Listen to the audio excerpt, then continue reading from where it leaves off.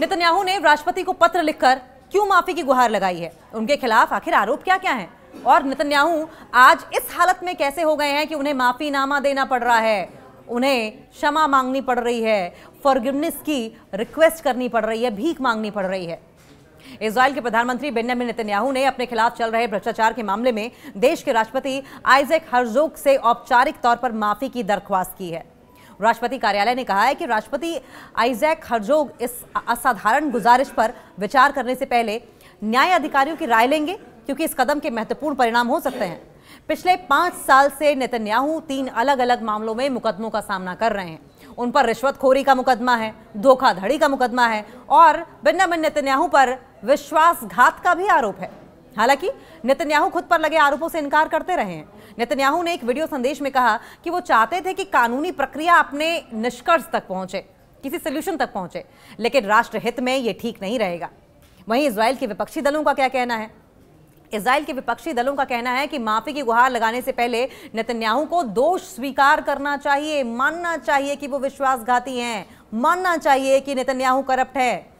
इस महीने की शुरुआत में अमेरिका के राष्ट्रपति डोनाल्ड ट्रंप ने इजरायली राष्ट्रपति हर्जोग से अपील की थी कि वो नेतन्याहू को पूरी तरीके से माफी दे दे। उस समय हर्जोग ने यह कहा था कि माफी के लिए किसी भी व्यक्ति को औपचारिक तौर पर एक अनुरोध देना होता है, माफी के लिए यह मानना होता है कि उसने क्राइम किया है। क्या नेतन्याहू मानेंगे कि वो क्रिमिनल हैं? रविवार को राष्ट्रपति कार्यालय ने नेतन्याहू के इस अनुरोध के बारे में जानकारी दी और उनका लिखा पत्र ये कहते हुए जारी किया कि इसकी गंभीरता, इसकी सीरियसनेस और उसके इफेक्ट को, उसके इंपैक्ट को देखते हुए इसे पब्लिक करने का डिसीजन लिया गया है। अब तक राष्ट्रपति कार्यालय ने यह नहीं बताया कि राष्ट्रपति इस पर कब फैसला करेंगे। नेतन्याहू पर दरअसल 3 आरोप लगे हैं। साल 2020 में पहला आरोप लगा। नेतन्याहू मुकदमे का सामना करने वाले इजराइल के पहले ऐसे प्रधानमंत्री बने जिन पर पद पर रहते हुए आरोप लग गए, प्रधानमंत्री रहते हुए आरोप लग गए। और ये इजराइल के इतिहास में पहली बार है कि करप्शन का चार्ज किसी प्रधानमंत्री पर लगा हो, वो भी पद पर रहते हुए।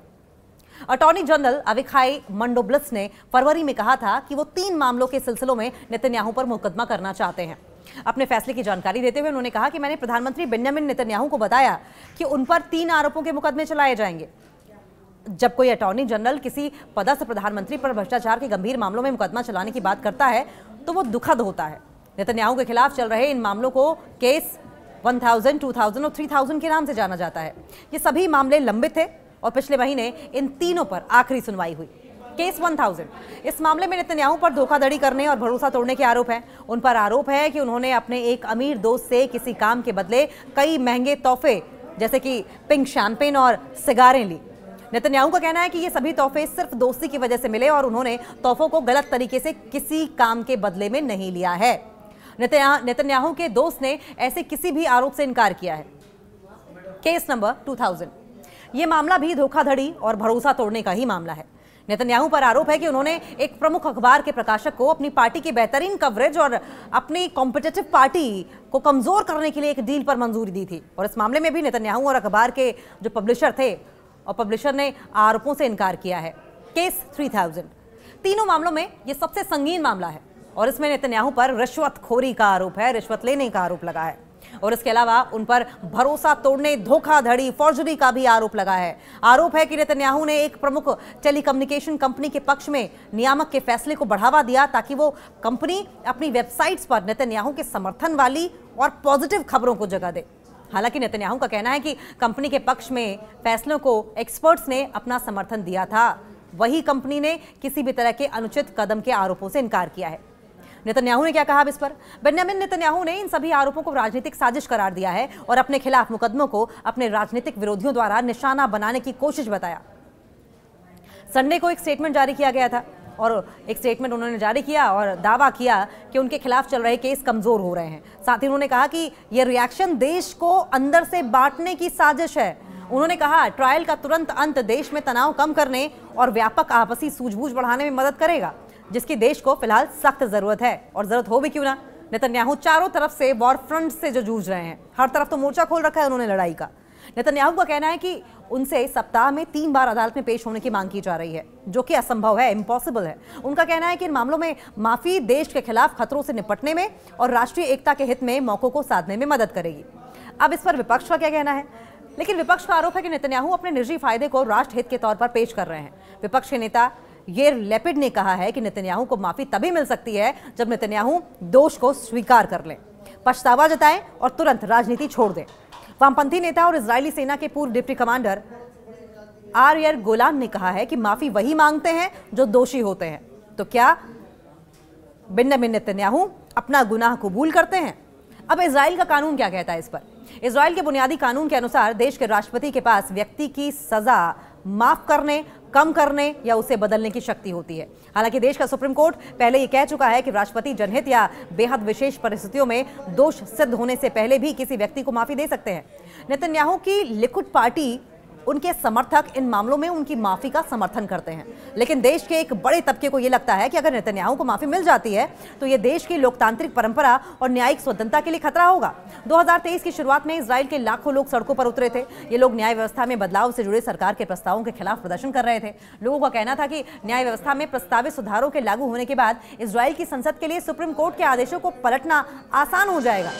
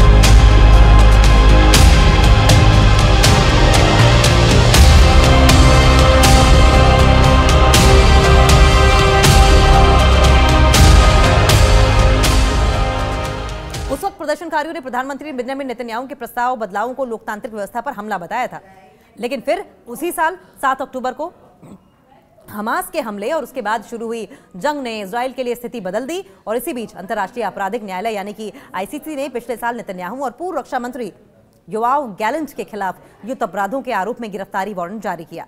नेतन्याहू ने इसे यहूदी विरोधी फैसला करार दिया था उस वक्त।